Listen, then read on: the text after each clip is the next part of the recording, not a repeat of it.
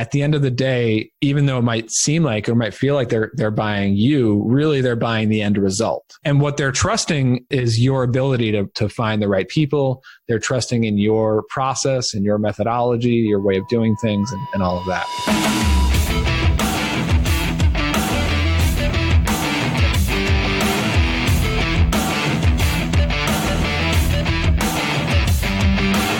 Welcome to episode 9 of season 6 of Live in the Feast. I'm Jason, aka Rez, helping you grow your business by having a conversation with someone who's been there, had success, and built a business designed around the life they want to live. That's Live in the Feast. If this is your first time listening, hit that subscribe button so that you get notified each and every time a new episode drops. Live in the Feast is in your podcast app of choice. If it isn't, let me know. I'll get it there. If you've heard the show before, leave us a review on iTunes or drop us a comment in Breaker or Castbox. Today's co-host is Brian Casel. I've been chatting with Brian now for 5+ years. I discovered Brian when I searched for ways to stop being a generalist developer and become a productized service provider. Brian is founder of ProcessKit and Audience Ops. He's also founded and sold Restaurant Engine and Hotel Propeller.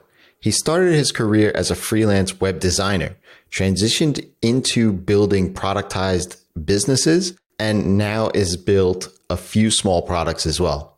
In this episode, we dive into how to transition and find your first client when you are going from a generalist service-based business into a productized service. We talk about pricing strategies during that transition, and Brian shares something that's a bit unexpected and counterintuitive for those that are providing services to clients. This is a great one. So let me just shut up, and here's Brian.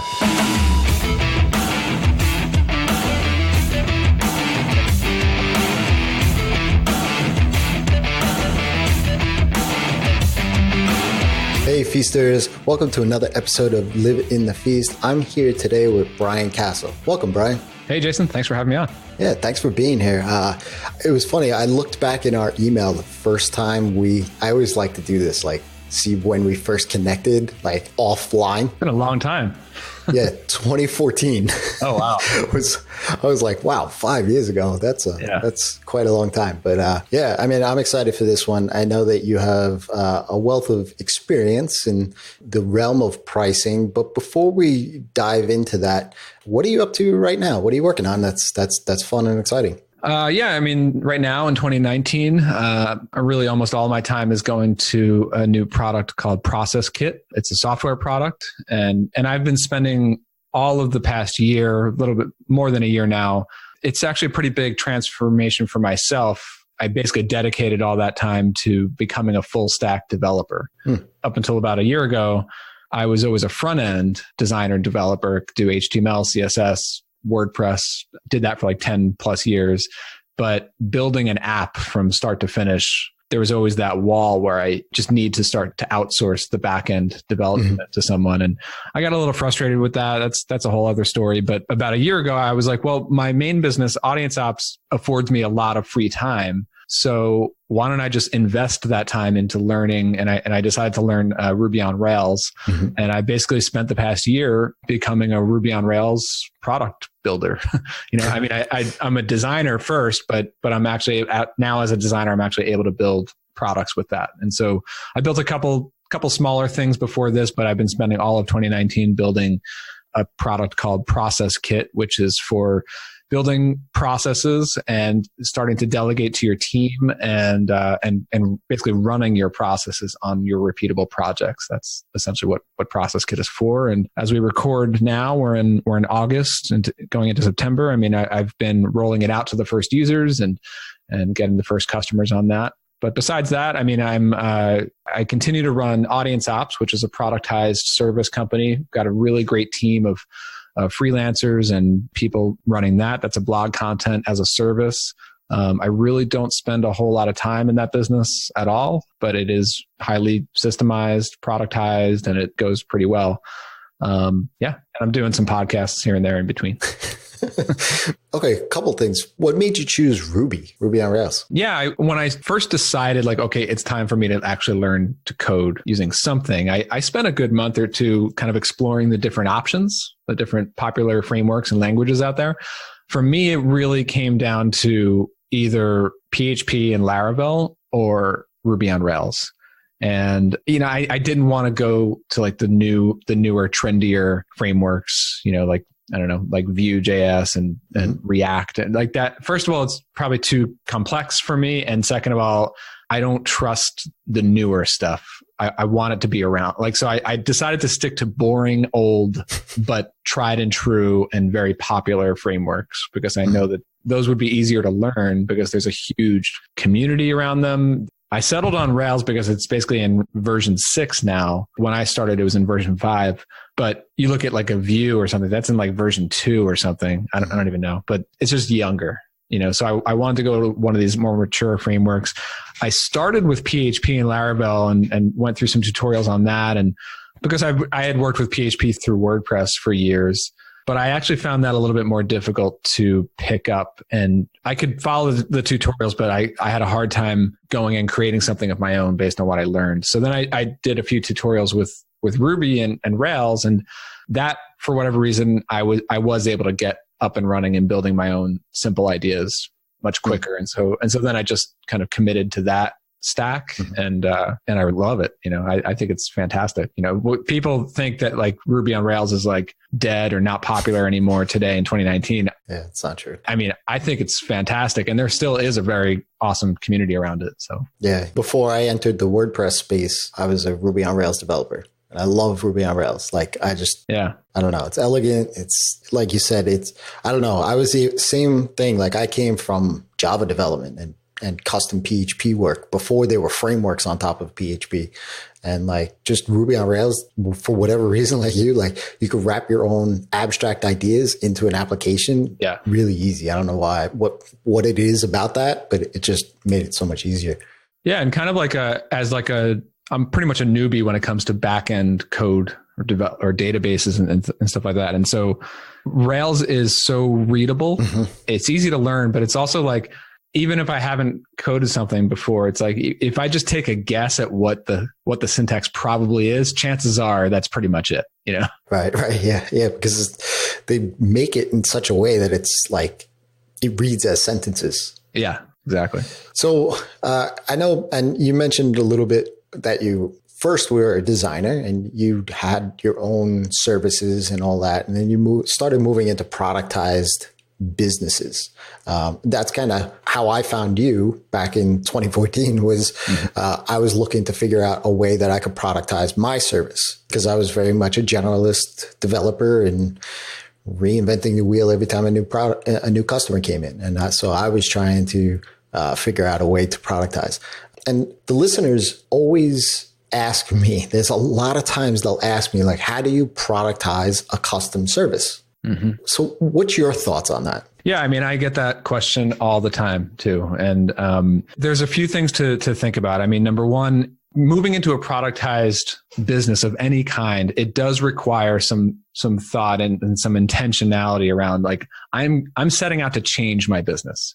So probably just like I did for many years, I served clients, all different shapes and sizes. I was a freelance web designer for many years and I did all sorts of different types of websites, e-commerce, membership, blogs, brochure websites, like whatever it was, I did it. And at a certain point, you do need to say, okay, I'm going to start to focus on a certain type of customer and a certain type of solution to some problem that they have, rather than doing everything and anything. So that's the first thing is like, and this is certainly not a change that should happen overnight.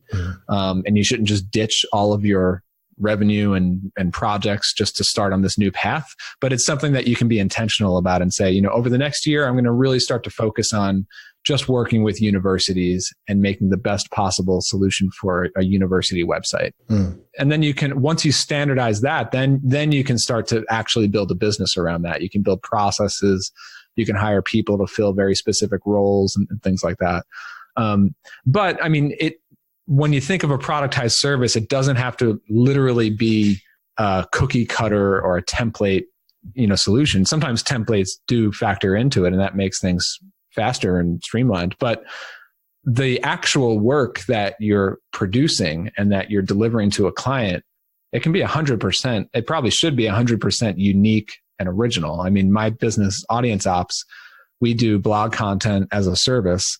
Every article that we write is obviously original. Mm-hmm. We don't duplicate content. It's not like we're not working off of template articles. We have a writer who literally researches, comes up with a unique topic just for a certain client, does the research on that topic, writes 1,500 words on it, creates a unique lead magnet around it. Like, all of that is unique custom work. But the difference is that we're producing that in a very standard, streamlined, predictable way. So like, we always have the same time estimates. It's not even an estimate. We know exactly to the day, like how many days it's going to take us to produce an article for a client. And we know it goes from a writer to a copy editor to an assistant to the manager who sends off the email to edits. And then we follow the same procedure for the creative process, but the output is original, if that makes sense. Yeah, totally makes sense. The other question that comes up around that is also like, well, my clients want to work with me because I'm so talented, or they trust me, or they think they believe in my personal skill, and they won't trust, or they won't buy what my business offers. They want the person. Mm-hmm. And you can grow out of that too. I've done it. I mean, anybody can do it. And you see this happen all the time. And I think the thing is, at the end of the day, even though it might seem like, or might feel like they're buying you, really they're buying the end result. Right. So you can put together people who are even more talented than you are at the thing. I mean, I wouldn't write articles for my clients, and they wouldn't want me writing their articles because our writers are so much better than I am, Right. And what they're trusting is your ability to find the right people. They're trusting in your process and your methodology, your way of doing things, and all of that.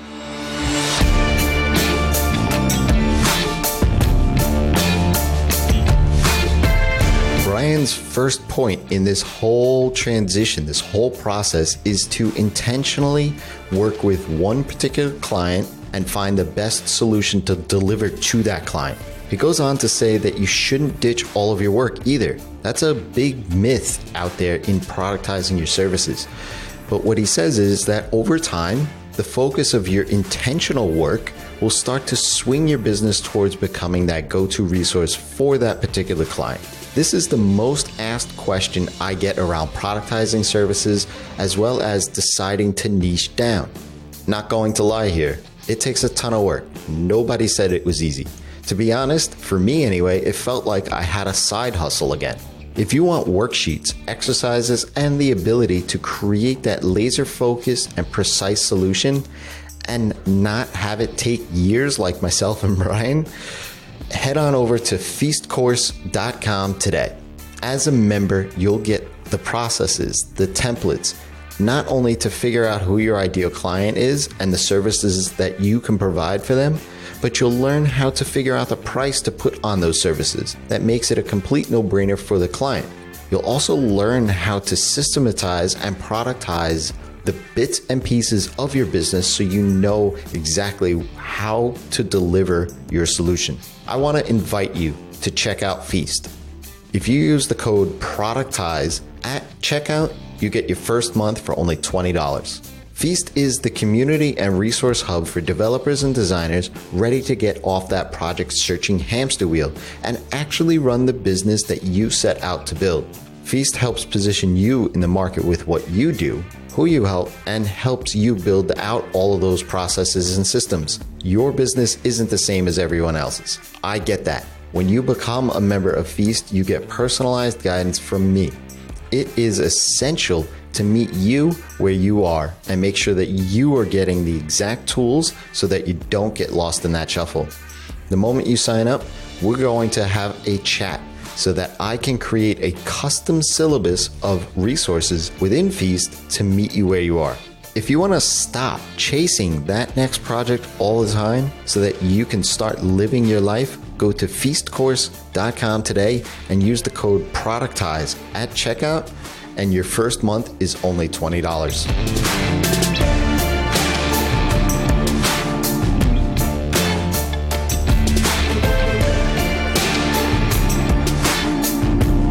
that's essentially how I've shaped my business, is that everything else around it, it's a very standard process of how clients come in, how they're managed, how they're onboarded and offboarded, the delivery, all of the rest of it. All of that is very process oriented. It's just the actual work is different. Right. And it could be different services in there, all of it based around certain, not just requirements from the client, but budgets, timelines, and et cetera. Yeah. When somebody is thinking, right, so if they're a designer or they are a developer and they're definitely building out bespoke projects at the current time, you said that it's obviously not an overnight thing. You and I both know that.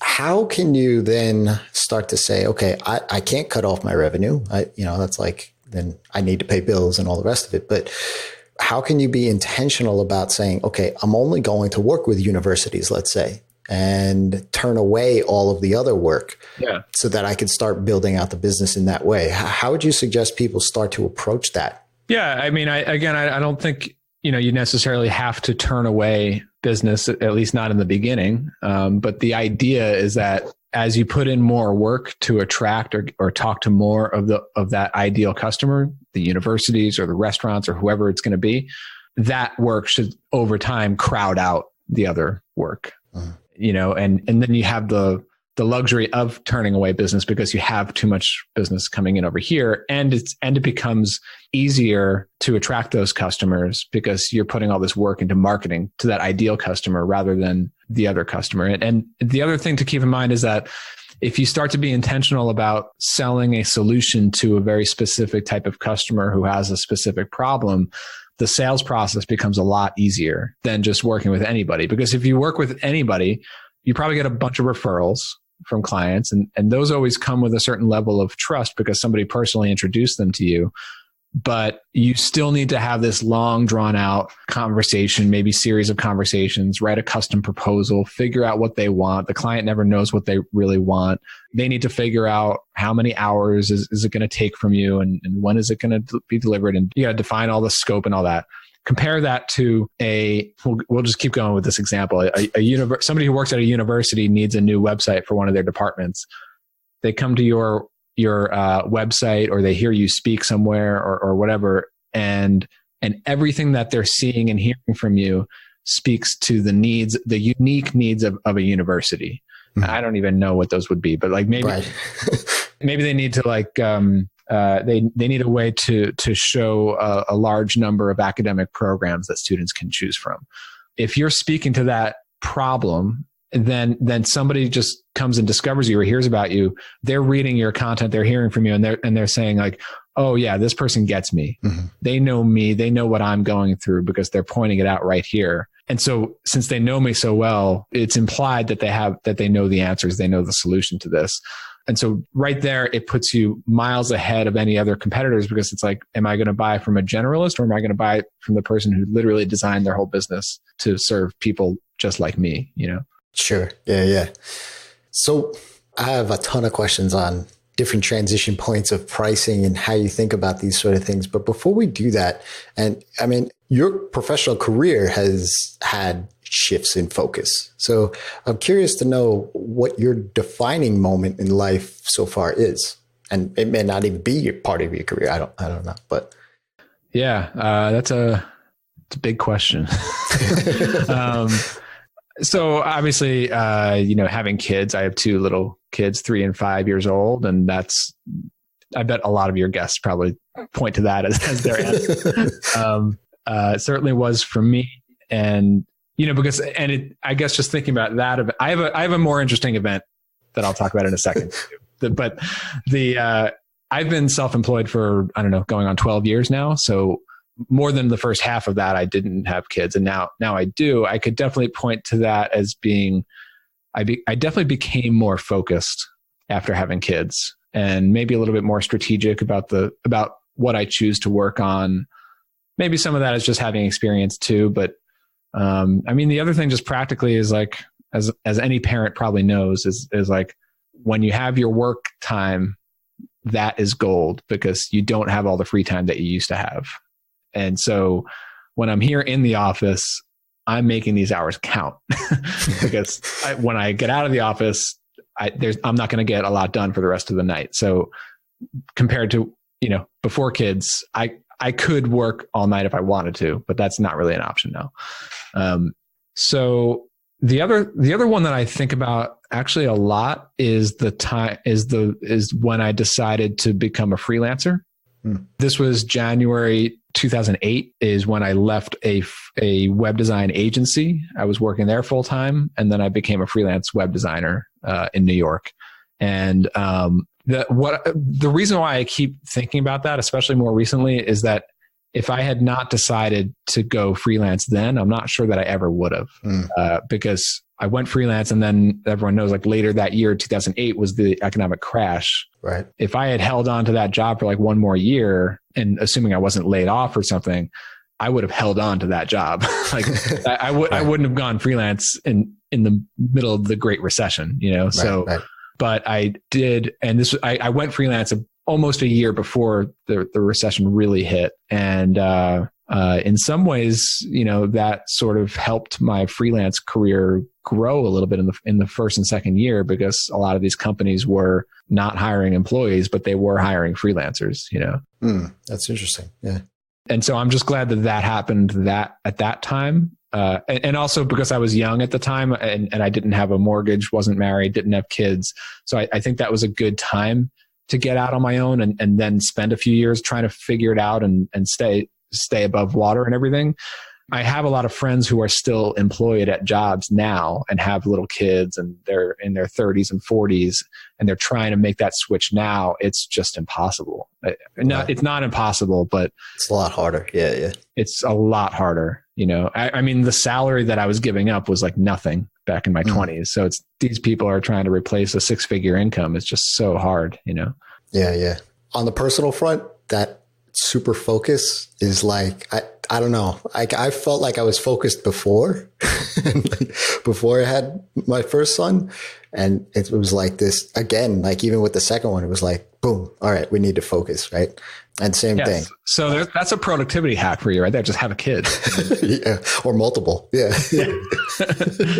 Yeah, for sure. I mean, that's interesting about the recession too, because I went full time in 2010 and left and all that. And I was definitely, and now that you mention it, as far as how companies were hiring, I was basically at a tipping point where I was only sleeping about 3 hours a day, essentially, like where I was working full-time hours during the morning and afternoon, and then working all night until like 3 a.m. and then waking up again. And that was my tipping point. I was like, okay, well, this is the time. Go full time. Yep. And they were. And I was getting plenty of clients at that time while most people were losing jobs at that point. So right. Yeah. It was kind of a weird transition time there for sure. Yeah. So based off of your experience in services work and then building out a productized service and now products as well, and this is going to be a really big question, but how does your mindset shift from the complexities of pricing between all of those three different spaces? The pricing is so hard. It seems so easy on the surface, like you just pick a price, and sometimes it is just, at least for me, it's kind of like gut feel, but it is really hard. And I think it's even harder if you're trying to price a product than pricing services. It's really strange, but like, with selling services, you can charge a lot more in terms of dollar amounts, but at least in my experience, that's easier to ask for a higher dollar amount and actually easier to close a big contract than it is to sell a $49 a month software product. It's really strange, but it's actually a lot more difficult to sell a lower price product, it seems, or at least to sell enough of them for it to be a significant business. Mm-hmm. I mean, with pricing services, obviously you can, especially if you're just straight freelancing or consulting and it's not a very well-defined productized service, then you can, and you probably should fluctuate your prices and learn over time. And over time, you should probably be increasing your prices too. Right. When I went freelance in 2008, I mean, I think I remember my very first freelance client project was like a whole website for like $800, something like that. and I mean, but a couple of years after that, I was doing similar websites for $20,000, $30,000, But so over time, during doing the freelance services stuff, it was just a gradual increase of pricing. It wasn't super scientific or anything like that. It was just like, sometimes it was just like, hey, let me try to price this $1,000 or $5,000 more than I did the last one and see what happens. And because I was doing like different proposals for clients at that time. The other thing is, like, as you get busier, you can become more selective, which can just mean you'll just start quoting higher prices to naturally only win fewer but higher priced projects. That's generally how that goes. But then later, as I started to get a little bit burned out on the generalist project work, and I wanted to go to more productized stuff, I was getting into building my restaurant engine business and things. At that point, I started investing my own time, like a lot of my own time, into these products or productized services that were not necessarily off the ground yet. This is another thing that a lot of freelancers have a hard time with, I think, is investing your time into these projects that may or may not bring you any cash whatsoever.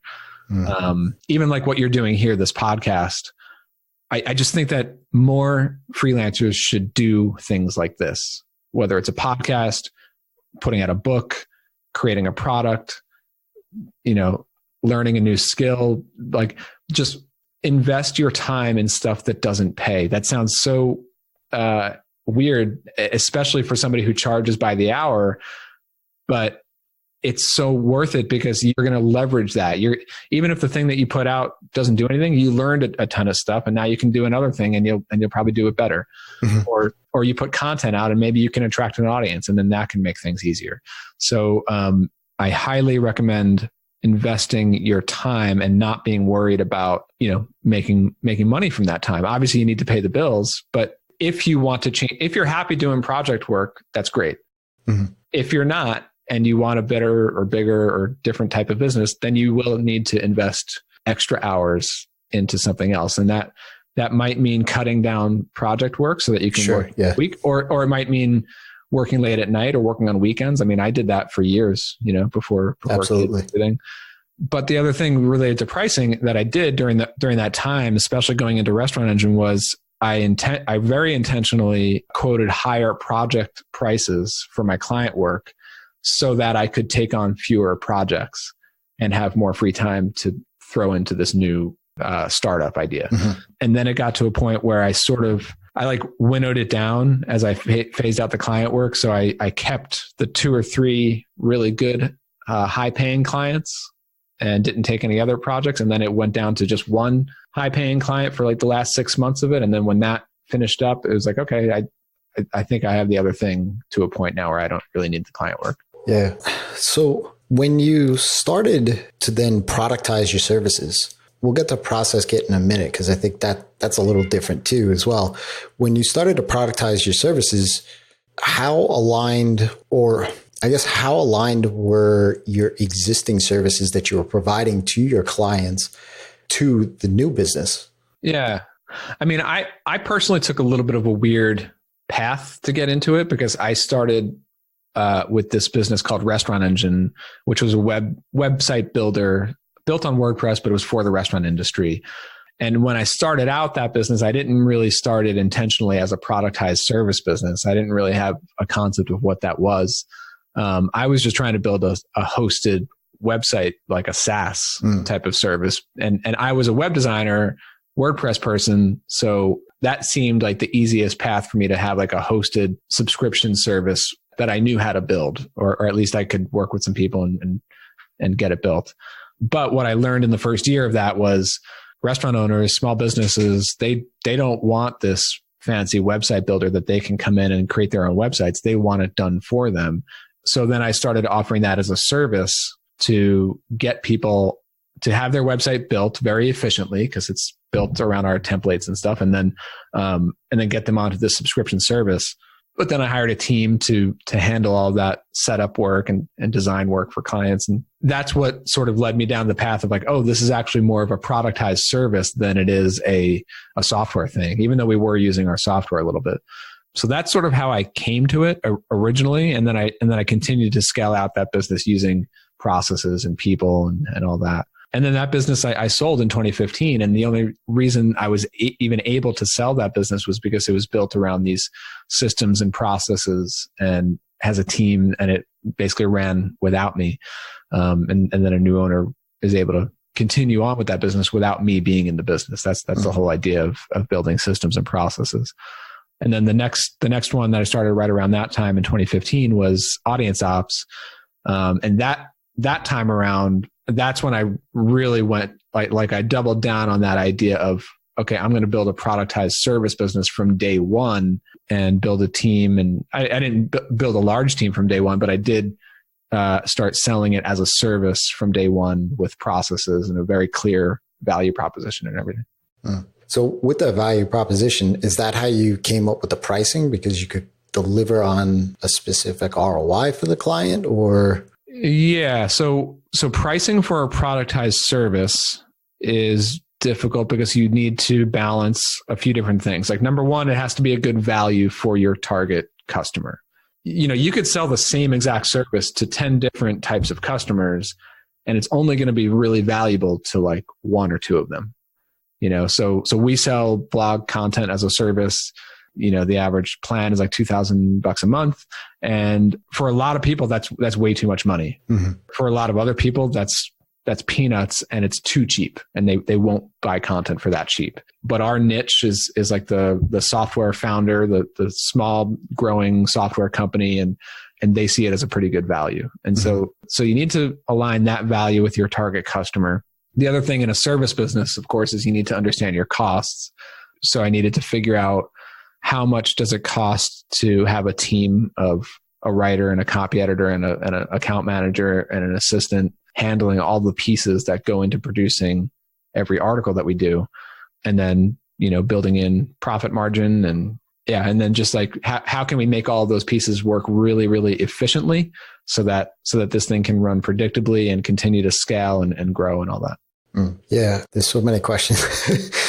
And you said that there was challenges and there was some things that you had to overcome. What were they? Yeah, I mean, there's always challenges. I have challenges today, but so like in which business? When you went from Restaurant Engine to Audience Ops and you said, hey, $2,000 is value for that one person out of 10. We found out who our niche was based off of that. Right. I mean, initially, did you go and seek out those software founders, or was it? Yeah. So it was, and this is what I recommend to everyone is start where you already have inroads. Don't try to reinvent. And I learned that the hard way, really. With Restaurant Engine, I was selling to restaurants. I don't personally know any restaurant owners. I don't have any connection to that industry or any recognition or anything like that. And it was an uphill battle. It took me years to get content and SEO and things like working for that business to start to get customers. So with Audience Ops, when I started that, going into it, I was like, I definitely want to sell something, a product or a service to the people that I'm already connected to anyway. And that's primarily software founders and other service owners. And I definitely wanted to make sure that I'm solving a problem that they have. And that was something that I heard, like literally going to conferences, I would hear people talk about how they're having a hard time figuring out how to hire writers and how to, get content done for their startup and everything. And so that was something that I was hearing. It was something that I had already figured out in my previous business. I hired writers and got a system going for that. So I was like, well, that's a solution that I know how to deliver. I can put those pieces together. And then I just needed to figure out the price point. And so the first step that I did was I emailed about 20 or 30 personal contacts. So people who I knew personally and they knew me personally, who were basically in that industry and I thought would be potential customers or would most certainly know a few people. And so I I emailed those people just to say, hey, here's my new business idea. Here's kind of what it's all about. I might have showed them like a very rough landing page or something. It included pricing. It included what's included. And then I was like, so just let me know what you think. I'd really love your feedback on it. And if you happen to know anyone who you think is a fit, I'd love an introduction. And out of that warm email that I sent out, I think it resulted in something like 6 or 7 good conversations and then 3 paying customers out of that. And then, I continued to, after that, I started to publicize it to my larger audience and different networks and all that. And so, and then it started to grow a little bit faster. And to be honest, I feel like the price point, I kind of got a little bit lucky because I literally have not changed the pricing on Audience Ops since day one, which is really strange. Most businesses change pricing a lot. And I've had, maybe that's a sign that like I should be charging more. But I just feel like it's one of those things that just works, and it's not, I don't believe in just increasing prices for the sake of squeezing out every penny that you could possibly get. I really believe in making it a good value without losing money as a business. And that's been working pretty well, I think. One of the things I noticed about pricing on that is we have 2 plans. We call them light and standard, and the light is around $950 a month, and the standard is like $1950 a month, or $1,000 or $2,000 a month. Mm-hmm. And the people who buy the top plan, the standard plan, they tend to see it as like this is a really good deal. Like we would be paying a bunch more if it worked for Audience Ops. And then the people on the lower plan, they're usually like, all right, this is like right in line with our budget, or it might even be a little bit of a stretch for us. So it's weird. It's like the lower priced one, they're kind of reaching up to it, but the higher priced one, they're, really affordable for them. And so you just want to like align the package with the right type of customer and make sure it fits. Yeah. I mean, I think if you haven't raised prices, I think it goes to what you said earlier, is that you went intentionally for people that you were connected to, that you knew the industry and the space and the language in which they talk, and knew that you were solving a specific problem for them. And you knew all of those things going in together. You kind of put that formula together, and here's the solution. You put it in front of them and said, here's the price. Is this valuable to you? Is this not valuable to you? And the fact that you got those 3 signups off the back of those calls, and obviously continuing on several years later, obviously it's a good value, right? Like, for me, like I do the podcast, right? And like, I hate post editing. Like that's just something that I don't enjoy doing. So rather than me sitting there for hours on end, slicing and dicing and levels and all that stuff, which I really don't understand at all, I could pay somebody else to do that. And for me, that's a value, right? And so I think that goes into really saying like, hey, this is what I understood to be the market. This is what I understood to be the proper solution. And if the price hasn't changed and you're still getting more and more customers, obviously it's working, right? And it's producing that value. Yeah. And it goes back to that thing of like, it's easier to sell and it's also easier to buy, right? Like if you're a client and you're a podcaster and you hate doing editing and you see somebody offering a podcast editing service, I mean, they're speaking to your pain point, and it's like, yeah, like where do I sign up? Yeah, exactly. And the way that I like to think about it is, or the way that I tell people quite a bit is, imagine that ideal customer who you would love to be selling to just came to you and said, I kind of have this business problem. I don't really know what I need. Why don't you tell me what you think I need? Which is obviously a dream. Like no client ever really does that, right? But that's sort of your chance. If you just, roll with this thought experiment, like just imagine that this fictional client came to you and said like, we budget is not an issue for us. We want to increase our organic traffic. Like how would you suggest we do that? Then you can put together, okay, well, if it were me, these are all the things that I would want to be doing. These are all things that I would want to include in some package to say, to increase that organic traffic. And I would price it at this level to make it make sense. Mm. And so it's like you get to custom design your best possible recommended package of services to solve that specific problem. And then if you write that up and put it on a landing page, and then you're writing copy that speaks to that person's needs and their goals and all that, then it should resonate. Yeah, it's a great exercise to go through, just to kind of put yourself in that space, just to see what would you say, what was the package, what would be the ideal solution to solve a problem. So 2 questions before I let you go. One, what is one fun experiment, or maybe fun is the wrong word, but one experiment that you were surprised at with your pricing, if you have one, that produced some unexpected result? I don't know if I'm that surprised by this, but I guess one interesting thing is that, so this is an audience ops, and we offer, those prices that I was talking about, those are monthly, but we offer the option to pay on a monthly basis or a quarterly basis. And the majority of customers actually choose the quarterly option. And that's been pretty consistent for a long time. I mean, they get a 10% discounted rate when you pay quarterly. But if you're on that top plan, I mean, that's not cheap, to put on a credit card. And so, I guess that sort of surprises me, but I think it's a good thing, to offer those options. Trying to think what else. Why quarterly and not annual? Here and there, we've had a client or two pay annually, and that's more like by request. But then you get into a pretty high price point, and not everyone's credit card is able to charge that much all at the same time and things like that. And we do all of our billing through Stripe. So, gotcha. But in some select cases, when it was by request, we did a whole year, or sometimes we did a 6-month thing. But in terms of the available options that almost every client does, it's either monthly or quarterly.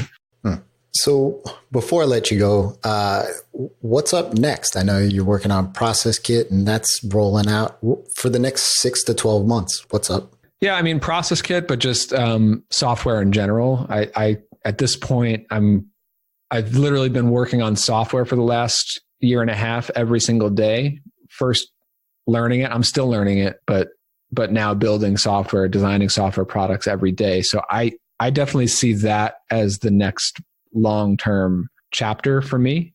I know people sort of know me as like the productized service person, and I still have that business and I have the course around it. But for me, the goal in all of that was to free myself up to work on new products. And I never would have been able to get into software if I didn't have literally 40 hours a week that I could sink myself into these courses and practice projects and stuff like that. And so that's been the most fun for the past year, is just getting into software. And right now, this year, I'm very much focused on the ProcessKit product. But I've got a couple other little software ideas too. And one small one that I actually did launch before ProcessKit at the end of last year was called Sunrise KPI.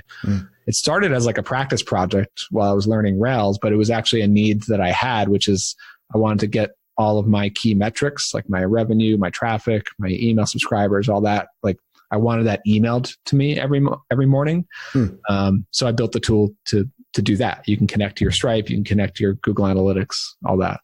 And so that's like a little product that's out there. And then ProcessKit is the big one. A couple other little ideas here. And I will, I'll probably be looking to hire a developer at some point kind of soon to work with me on these products so that we can ship more features at the same time. Awesome. Yeah. Sunrise was great. I mean, there was a couple of clients. I mean, I signed up for the free one just to kind of see what it looked like.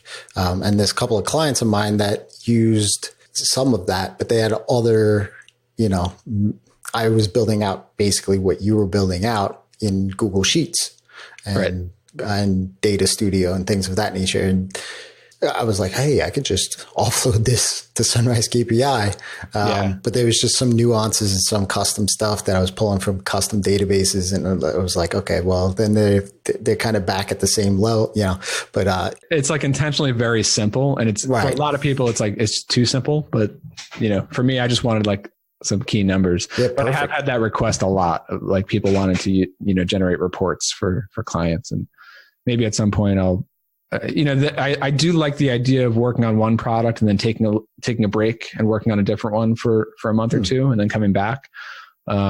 And so, maybe at some point I'll get back onto Sunrise and make some improvements to it. Why do you take the break, if you don't mind me asking? Because sometimes it's just you get burnt out on one project. You're literally looking at the same screen, the same design every single day. But then it's also like, I hear Jason Fried talking a lot about this recently he's from Basecamp, and I think they call it like TikTok development, right. Where they're like working on one thing for a while, then they're working on another thing, and then they come back to the first thing. And I like that idea because it's not like I take a break to go take a vacation. I mean, I do that too, but taking a break and working on something else, you can use different creative muscles. You're solving different problems. You're learning a whole bunch of new stuff. And then you can take all that you learned, and it's like you come back to the first project with fresh perspective, fresh ideas, Mm-hmm. Yeah. That makes sense. Awesome. Well, again, this was fantastic. Brian, where can people reach out and say thanks? My main site is at briancasel.com, and my newsletter is there. I send kind of like real-time updates, behind the scenes stuff to my newsletter every week. I also co-host a podcast with my friend Jordan Gal that's called bootstrappedweb.com. I love that. When we're not too busy or traveling, we can get some episodes out there. So yeah, it's one of the few podcasts that I subscribe to, and I will listen as it downloads. So yeah. It's cool. Great. I love you guys. All right. Well, for everyone listening, definitely we'll link up everything in the show notes. There's plethora of links there to check out.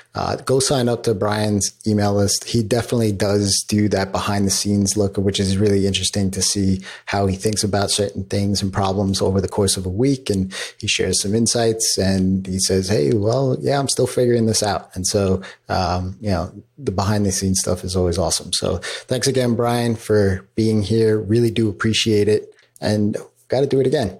Yeah, for sure. Jason, thanks for having me on. Always a pleasure. And for everyone listening, till next time, it's your time to live in the feast.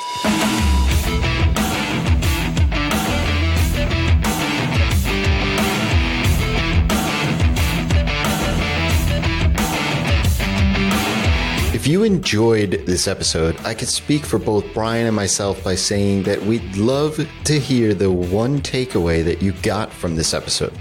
It's super simple. In your podcast app, presumably this one that you're listening to right now, drop in a comment or review. Or go on Twitter and share it in a tweet and tag me @Rez, and I'll be happy to pass that along to Brian as well. Hit that subscribe button too, so that you'll be the first to listen in next week when we'll be back with Jack McDade. Jack is a designer, developer, dungeon master, and creator of Statamic. We're going to talk about parity and pricing, being an 80s and 90s kid, and strategies for and against monthly and lifetime plans. Until then, it's your time to live in the feast.